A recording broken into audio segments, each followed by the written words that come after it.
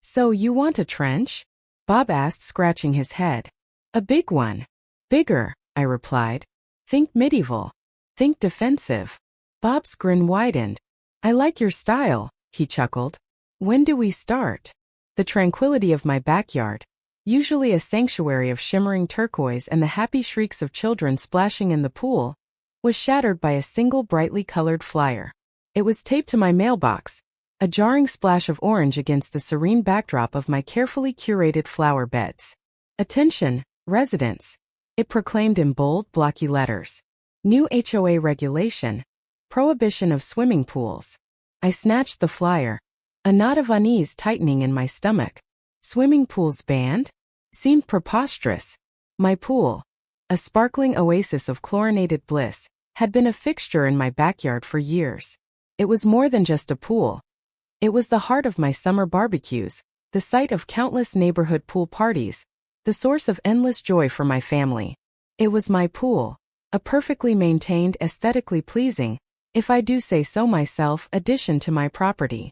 I scanned the flyer, my confusion growing with each line of bureaucratic jargon. The HOA, under the newly appointed leadership of one Karen, yes, that Karen, had decided that swimming pools, both above ground and in ground, were unsightly and disruptive to neighborhood harmony. They were, the flyer declared, incompatible with the desired aesthetic of our community. I scoffed. Neighborhood harmony? My pool had created neighborhood harmony. It was a gathering place, a source of fun and relaxation for everyone. What was disruptive about that? The fine print, however, was even more infuriating. The new regulation wasn't just about preventing new pool installations. It specifically targeted existing pools. Homeowners were ordered to remove their pools within 30 days or face hefty daily fines. Failure to comply, the flyer warned ominously, will result in further legal action. I reread the flyer, my anger simmering. This was outrageous. My perfectly maintained pool, which had been there for years, was now deemed unsightly and disruptive by a power-hungry HOA president with a clear vendetta against anything that didn't conform to her vision of suburban perfection. It was a blatant power grab, an arbitrary rule designed to exert control over homeowners and enforce Karen's narrow-minded aesthetic preferences. And it was, I knew, a direct attack on me. My pool, my pride and joy, had become a target in Karen's war on fun. Staring at the bright orange flyer, the unreasonable pool ban burning in my brain, a slow smile spread across my face. Karen, Mrs. Dictator, wanted my pool gone? Fine. She wanted neighborhood harmony? Even better. I'd give her neighborhood harmony she wouldn't soon forget. If I couldn't have a pool, well, I just have to think bigger. Much, much bigger. The idea, ridiculous and glorious in its pettiness, sparked in my mind like a rogue firework. A moat. A massive, magnificent moat encircling my entire property. It was perfect. It was petty. It was exactly the kind of over-the-top response Karen deserved. The next morning, armed with a hefty dose of caffeine and a devilish grin, I set about making my vision a reality. First, the construction crew. I found a local company, Bob's Digger, known for their discretion and their willingness to tackle unusual projects. I met with Bob himself, a burly man with a perpetually amused expression. So you want a trench? Bob asked, scratching his head. A big one.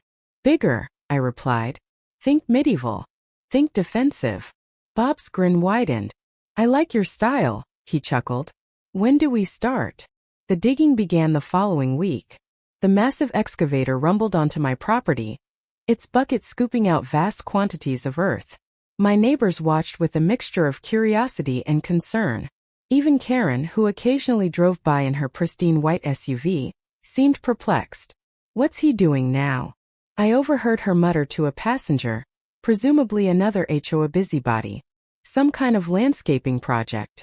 Looks like he's going for a Zen garden, the passenger replied with a hint of sarcasm. A very large Zen garden, Karen sniffed. I just smiled and waved, letting them believe it was just an eccentric landscaping project. Let them think I was simply rearranging the dirt. They had no idea what was coming. The trench grew wider and deeper, encircling my house like a protective embrace. It was truly a sight to behold. A gaping chasm in the earth that hinted at the glorious pettiness to come. And then the water. I hired a water truck to fill the trench, transforming it from a ditch into a shimmering reflective moat. The HOA, upon realizing my true intentions, collectively lost their minds. A moat! Karen shrieked, her voice echoing across the newly formed body of water. You've built a moat. This is preposterous. This is unsightly. Unsightly. I echoed, feigning confusion. I think it's quite harmonious, don't you agree? It really ties the whole yard together. Karen sputtered, her face turning an alarming shade of purple. This is a clear violation of something. We'll find a rule. We'll find a dozen rules. Good luck with that, Karen, I said, a mischievous glint in my eye. Because, as far as I'm concerned, this is just a very large, very decorative natural water feature. The moat wasn't just a giant ditch filled with water. It was a carefully curated ecosystem of pettiness. I stocked it with a variety of fish, koi, goldfish, even a few brightly colored guppies, creating a vibrant underwater world. Lily pads, both real and strategically placed floating replicas, dotted the surface, adding a touch of serene beauty and further infuriating Karen. And of course, no moat would be complete without a drawbridge, a ridiculously oversized ornate drawbridge, complete with a crank and a dramatic creaking sound when lowered. It was completely unnecessary, utterly absurd, and absolutely perfect. The sheer scale of the moat was breathtaking. It wasn't just a small ditch. It was a veritable lake encircling my house like a medieval fortress. It was so big I considered getting a small boat. The absurdity of it all was precisely the point. It was a visual representation of Karen's over-the-top rules, magnified and amplified to an almost comical degree. Karen and the HOA predictably were apoplectic. They descended upon my property like a swarm of angry bees, their faces contorted with rage. This is insane, Karen shrieked, pointing at the moat with a trembling finger. You can't just build a moat.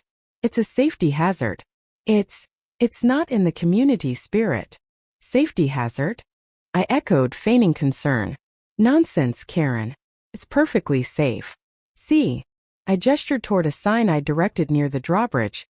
Caution. Deep water. Do not feed the fish. Fish? Karen sputtered. There are fish in there. What about alligators? Alligators? I raised an eyebrow. Karen, you wound me. I would never introduce such disruptive creatures into our harmonious community. Not yet, anyway. But the moat. Karen stammered. It's against the rules. We'll find a rule. We'll cite every single bylaw if we have to. Good luck with that, Karen, I said, pulling out a thick folder filled with meticulously compiled documents. Because, as far as I'm concerned, this is just a very large, very decorative natural water feature.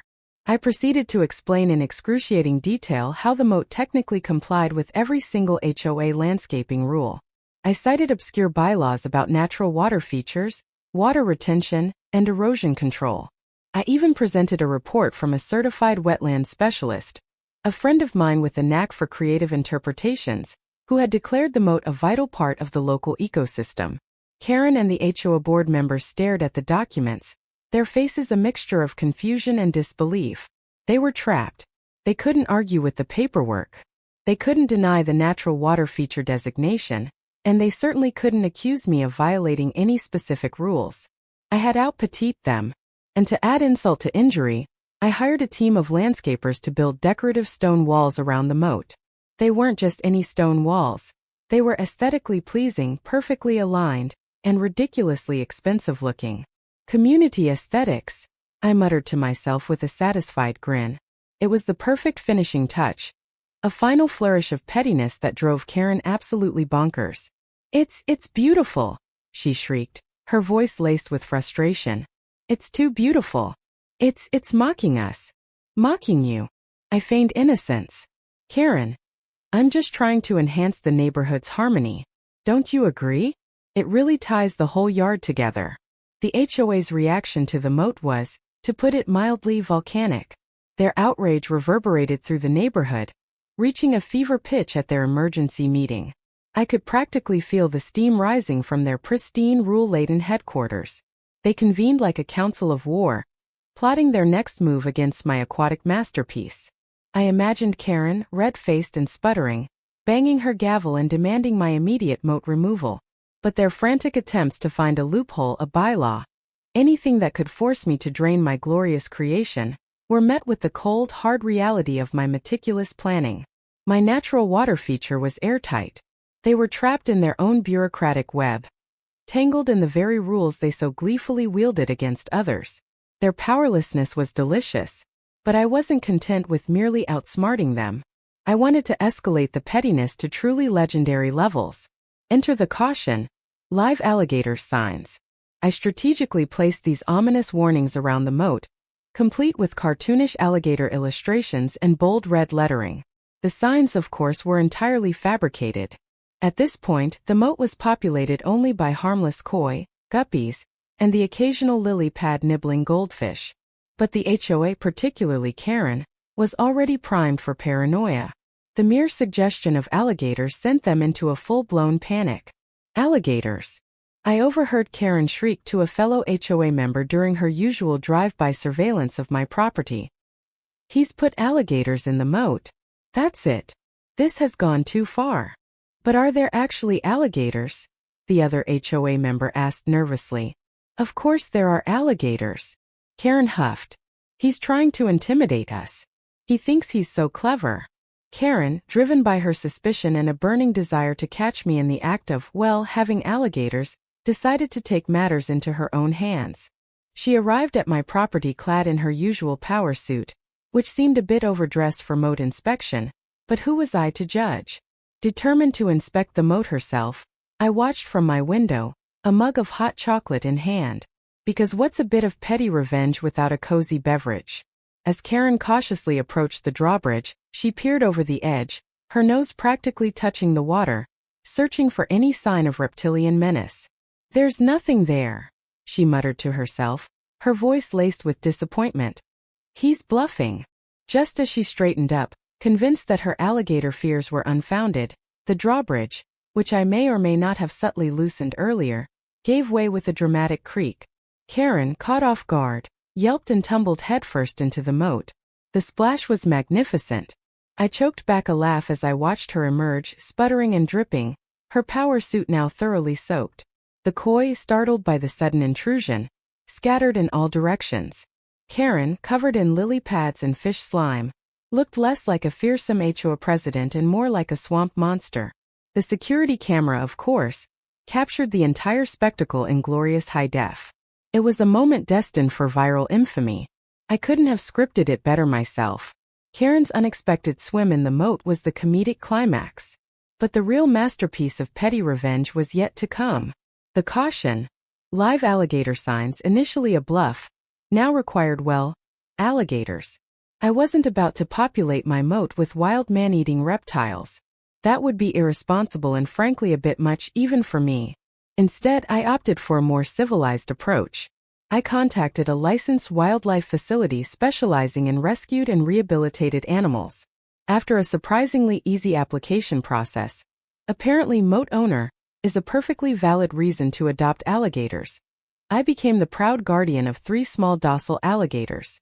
They were about the size of large house cats, more interested in sunbathing and eating fish than causing any actual trouble. They were also, importantly, legally my alligators with all the necessary permits and documentation to prove it. The HOA naturally lost what little composure they had left when they discovered the actual alligators in my moat. Their paranoia, initially fueled by my signs, had become a self-fulfilling prophecy. They descended upon my property once again, this time with a contingent of police officers in tow. He's done it, Karen shrieked, pointing a trembling finger at the alligators, who were peacefully basking on a floating log. He's actually put alligators in the moat. This is a public safety hazard. Arrest him. The police officers, looking even more bewildered than before, approached me cautiously. Mr. Jimia, the older officer said, his voice laced with a mixture of amusement and exasperation. We received a complaint about alligators. Yes, officer, I replied calmly. My alligators. Would you like to see their adoption papers? I produced the aforementioned documentation, complete with photos of my reptilian companions and official stamps from the wildlife facility. The officers examined the paperwork, their expressions shifting from concern to incredulity. These alligators are legally yours? The younger officer asked, clearly struggling to wrap his head around the situation. Indeed, I replied. They're fully licensed and permitted. And as you can see, I gestured towards the moat.